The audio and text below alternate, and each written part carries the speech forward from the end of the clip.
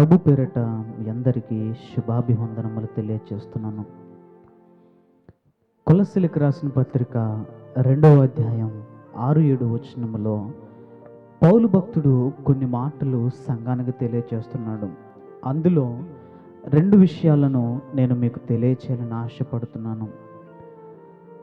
మొదటి విషయంని ఆ యొక్క వచనంలో మనం చదివితే మనకు అర్థమవుతుంటుంది.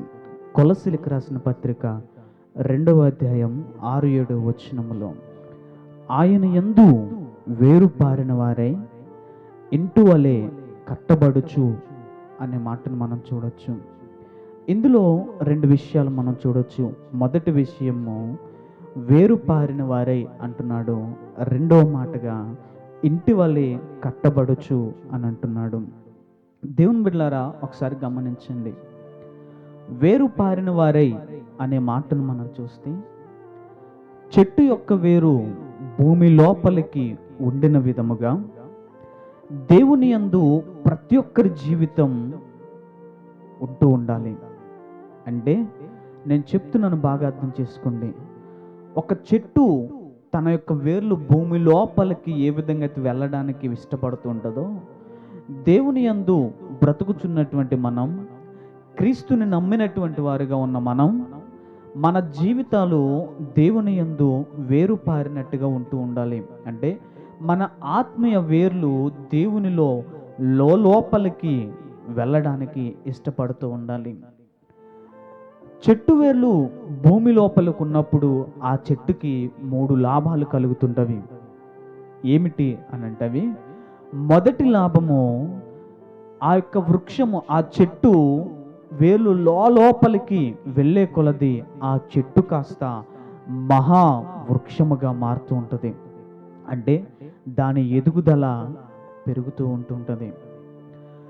రెండవ మాటగా చూస్తే, రెండవ విషయము ఆ చెట్టులో కలిగేది ఏంటో తెలుసా? ఋతువులను బట్టి అది పచ్చదనంగా ఉంటూ ఉంటుంది. వేర్లు లోపలికి వెళ్ళే కొలది ఆ చెట్టు పచ్చదనంగా ఉంటూ ఉంటుంది. మూడవ విషయం ఏంటంటే, ఆ చెట్టు వేర్లు లోపలికి వెళ్ళే కొలది అది ఫలిస్తూ ఉంటుంది. దేవుని సంగమా, దేవుని బిడ్డలారా, ఈ 3 విషయాలు గమనించండి. ఒకటి, చెట్టు మహావృక్షంగా మారుతుంది, పచ్చదనంగా ఉంటుంది. మూడవది, ఫలించే విధంగా ఉంటుంది. దేవుని యందు మన యొక్క వేర్లు కూడా లోపలికి వెళితే, దేవుని యందు మనము కూడా వేర్లు పారిన వారిగా ఉంటే గనక, మన ఆత్మీయ స్థితితో పాటు ఈ లోకపరముగా మనకు మార్పు కలుగుతుంటుంది. దేవుని యందు మనం ఎప్పుడైతే ఉంటామో, దేవుని యందు మనం లోపలికి వెళ్ళే కొలది మనము ఎదుగుతూ ఉంటుంటాం. దానికి ఎగ్జాంపుల్గా చూస్తే, యోసేపు యొక్క జీవితాన్ని మనం చూడొచ్చు. యోసేపు దేవుని యందు ఉన్నప్పుడు తను ఏ విధంగా అయితే ఉంటూ ఉన్నాడో, శ్రమలు వచ్చినప్పుడు కూడా అదే విధంగా ఉన్నాడు. పాపము చేయడానికి ఏమాత్రం కూడా ఇష్టపడలేదు యోసేపు. అయితే ఆ యోసేపు ఎదుగుదల ఎంత గొప్పగా ఉందంటే, చెట్టు కాస్త మహావృక్షముగా అయినట్టు, ఒక ఇంటికి యజమానుగా ఉన్నటువంటి యోసేపు తర్వాత దేవుడి యందు అలాగే ఉంటూ ఎదుగుదల కాస్త ఒక దేశానికి ఆధిపత్యం వహించేవాడిగా యోసేపును దేవుడు ఉంచాడు. ఎప్పుడు తెలుసా? దేవుని యందు తను ఉన్నప్పుడు. రెండవ విషయము, చెట్టు యొక్క పచ్చదనం. చెట్టు వేర్లు లోపలికి వెళ్ళిన కొలది అది పచ్చదనంగా ఉంటూ ఉంటుంది. అలాగే దేవుని యందు మనము కూడా ఉంటే, మనకి ఎన్ని శ్రమలు వచ్చినా, ఎన్ని ఇబ్బందులు వచ్చినా, మనం దేవుని యందు నిలకడగా లోపలికి దేవునిలోకి మనం వెళ్ళే కొలది మనము కూడా ఆహ్లాదకరంగా ఉంటాం, ఆనందకరంగా ఉంటాం. దానికి నిదర్శనంగా ఒక వ్యక్తిని చూపిస్తాను. యోబుకి శ్రమలు వచ్చినప్పటికీ, కష్టములు కలిగినప్పటికీ, ఇబ్బందులు కలిగినప్పటికీ, ఆ ఇబ్బందులు, శ్రమలు, కష్టములు రాకముందు తన యొక్క ముందు జీవితము ఆనందకరంగా ఉంది, నిజమే.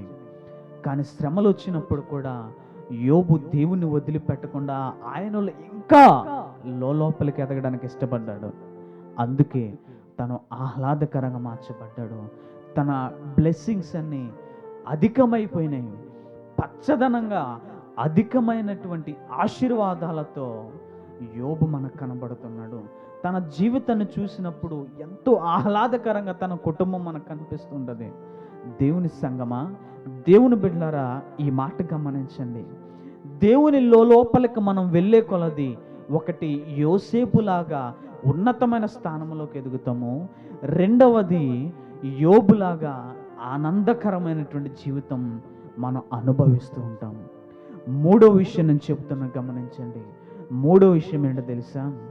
చెట్టు లోపలికి తన వేర్లను పంపినప్పుడు భూమి లోపలికి వెళ్ళే కొలది ఆ పైన ఉన్నటువంటి చెట్టు ఫలిస్తూ ఉంటుంది. తన ఫలములు ఆగవు. అనేక మందికి ఫలములు ఇస్తూనే ఉంటుండది. దేవుని బిళ్ళారా, మనము కూడా దేవుని యందు ఉండే కొలది, ఆయనలో మనం ఎదిగే కొలది, మన యొక్క ఆత్మీయ వేర్లు ఆయనలో పెరిగే కొలది మనము కూడా ఫలించే వృక్షముగా ఉంటాం. దాని అర్థం ఏంటో తెలుసా? దేవునికి ఫలములు ఇచ్చేవారుగా మాత్రమే కాదు, ఈ లోకంలో ఉండే వ్యక్తులకు కూడా మనం ఉపయోగకరంగా ఉంటూ ఉంటాం. దేవుని సంగమా, నిదర్శనంగా ఒక వ్యక్తిని చూపించిన యేసు ప్రభు గారి జీవితాన్ని తీసుకోనండి. యేసయ్య తన దేవుడిగా ఉన్నాడు పక్కన పెట్టేస్తే, ఈ లోకంకి వచ్చినప్పుడు ఆయన మనుష్య రీతిగా బ్రతికాడు. అంటే మనిషిగా ఉన్నాడు. ఆయన మనిషిగా ఉన్నప్పుడు దేవునికి తను ఆత్మీయంగా ఎదుగుతూ, అంటే ఆయనలో లోపలికి వెళ్ళే కొలది యేసయ్య ప్రయోజనకరంగా ఉన్నాడు. ఏ విధంగా తెలుసా? బాధపడే వారికి బాధ నుంచి బయటకు తీసుకొచ్చేవాడుగా ఉన్నాడు. ఆరోగ్యం కావాల్సినటువంటి వారికి ఆరోగ్యాన్ని ఇచ్చేవాడుగా ఉన్నాడు. బాధల్లో ఉన్న వారికి ఓదార్పునిచ్చేవాడుగా ఉన్నాడు. ఆకలిగా ఉన్న వారికి ఆహారం పెట్టేవాడిగా ఉన్నాడు. దేవునికి ఉపయోగకరంగా ఉన్నాడు. ఆత్మీయంగా, భౌతికంగా ప్రజలకు కూడా ఆయన ఉపయోగకరంగా ఉన్నాడు. అంటే ఆయన ఫలించే ఒక వృక్షములాగా ఉన్నాడు. దేవుని సంగమా, దేవుని బిడ్డలారా, మనము కూడా దేవుని యందు ఉన్నవారమైతే, దేవునిలో మనం ఎదుగుతూ ఉన్నట్టయితే గనక, మనం వేరు పారినటువంటి వారిగా దేవునిలో ఉంటే గనక మనము కూడా అనేక మందికి ప్రయోజనకరంగా ఉంటాం.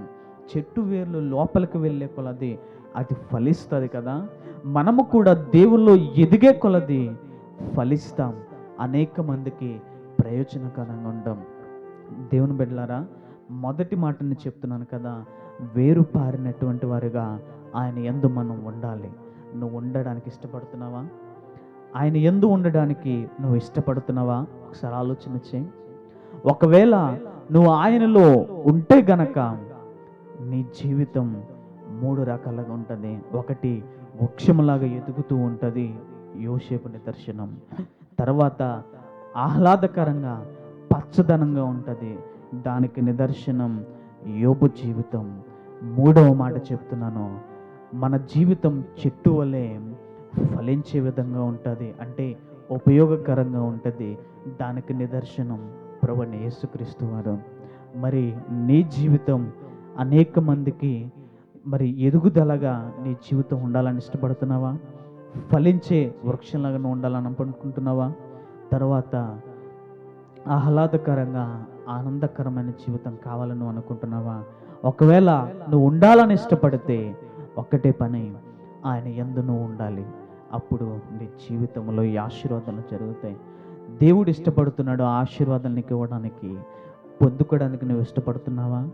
పొందుకోవడానికి నువ్వు ఇష్టపడితే చేయాల్సిందల్లా ఒకటే, ప్రభువా నీ యందు నేను ఉంటానని చెప్పి ప్రతిదినము, ప్రతి క్షణము, ప్రతి నిమిషము దేవుని యందు ఉండడానికి ఇష్టపడండి. పాపానికి మీ జీవితంలో తావు ఉండదు, మీరు ఎదుగుదలను చూస్తూ ఉంటారు. దేవుడు కొద్ది మాటలు దీవించి ఆశీర్వదించును గాక.